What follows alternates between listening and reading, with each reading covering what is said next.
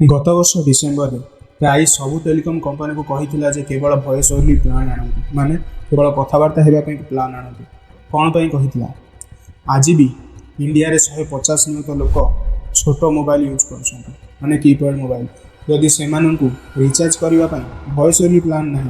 तेणु से बाध्य हो data with voice plan recharge कर जदि आम देखा पैसा तो से दबा पड़ू किंतु से डाटार हो कौन कंपनी आम पैसा नहीं करुच्ची कौन। नमस्कार, मैं विनोद कुमार आचार्य।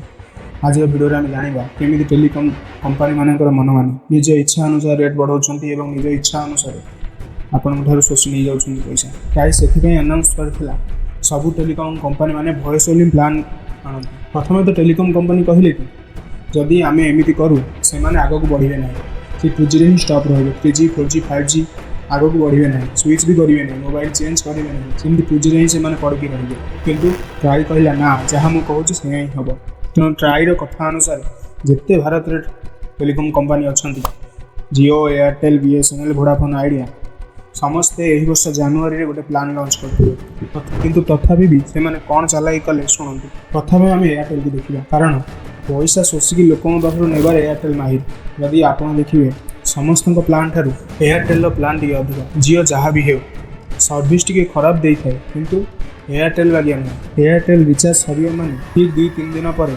आप इनकमिंग आउटगोइंग सब बंद हो किंतु जियोर इनकमिंग चलू था वोडाफोन बीएसएनएल एमाने भी टिके प्रकार एयरटेल चतुरतार सहित तार 509 पैक जो सुविधा थिला 84 दिन समय सीमा अनलिमिटेड कॉल थिला 6GB डाटा थिला 100 SMS थिला सेटा को से चेंज न करी सेही थिरे ही डाटा को काढ़ी किरी तार रेट 509 रु 469 करदेला नुआ प्लान आनला नहीं 509 रु 469 करदेला नुआ प्लान आनिलानी से एक्जिस्टिंग प्लान रूप बदलैला किंतु लोक मैंने कंप्लेन कले यहाँ ठीक है कहीं एमती किसी लोक अच्छा जहाँ तो नेट आवश्यकता विथ कॉल अनलिमिटेड भी दरकार से कौन करेंगे धर आम घर नेट लगी कि बाहर को गले फोन पे हो कि कौन किसी कम पर नेट टी आवश्यकता रहा तो नेट अल्प किसी दरकार ना घरे हुए तो अनलिमिटेड नेट लगी थे कि बाहर को गले दुकान बजार में किसी अल्प दरकार ना नेट आम कौन करूँ जब नेट पैक वाला प्लान मासिकिया 299 200 349 एमती पकेगा पड़े घरे नेट लगे फायदा कौन रहा तथापि भी कंप्लेन है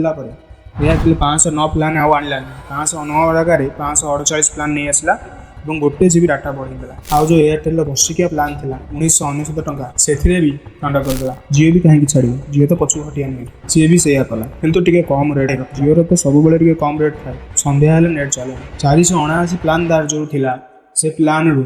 डाटा हटे दी 448 कर 1899 प्लान जो वर्षिकिया थिला 1748 टंका करदेला और वोडाफोन आइडिया भी पछू पछ से ही रेट करला कारण वोडाफोन आइडिया एम सब फॉलो करे ता विषय चर्चा करवा बीएसएनएल भी गोटे प्लान अनाउंस कला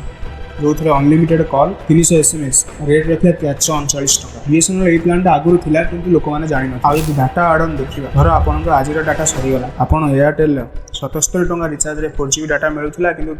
आपन प्लान वैलिडिटी अनुसार रोला कि गोटे डाटा जीबी बढ़े 77 टका रखला कि वैलिडिटी 7 दिन करदेला तुम प्लान अनुसार चलनी से पैक 7 दिन वैलिडिटी रही जियो कौन कला शुण जियो जो 1GB वाला पैक था कि आप 1GB पे नेट सरीगला 1GB पैक पकड़े आपन प्लान वैलिडिटी अनुसार से चलता कि जियो कौन कला गोटे दिन वैलिडिटी करदेला आप नेट पैक सरी जाए आप 1GB पकाती से गोटे दिन ही वैलिडिटी सबुठ बड़ कथा कौन जान टेलीकॉम सब टेलीकॉम कंपनी मानकर टर्म एंड कंडीशन थाए जब आपंकर आज नेट सरी जाऊँ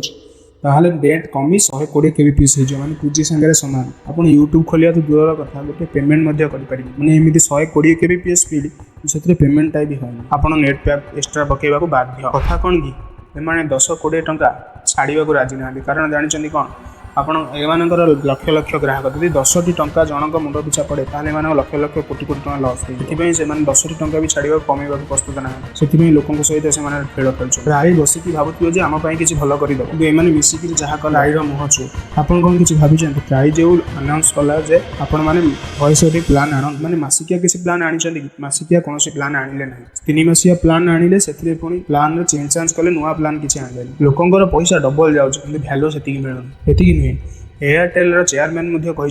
आगक आहरी रेट हाइक हम माने आहरी रेट बढ़ के जाने आहरी आगक केते रेट बढ़ आम मान तो किसी उपाय नहीं आम बाध्य पकेबा जहाँ रेट बढ़े भी आम पकेबा भिडियो आपको केमी लगे कमेंट निश्चय जनइबे। धन्यवाद रही देखा नेक्स्ट वीडियो।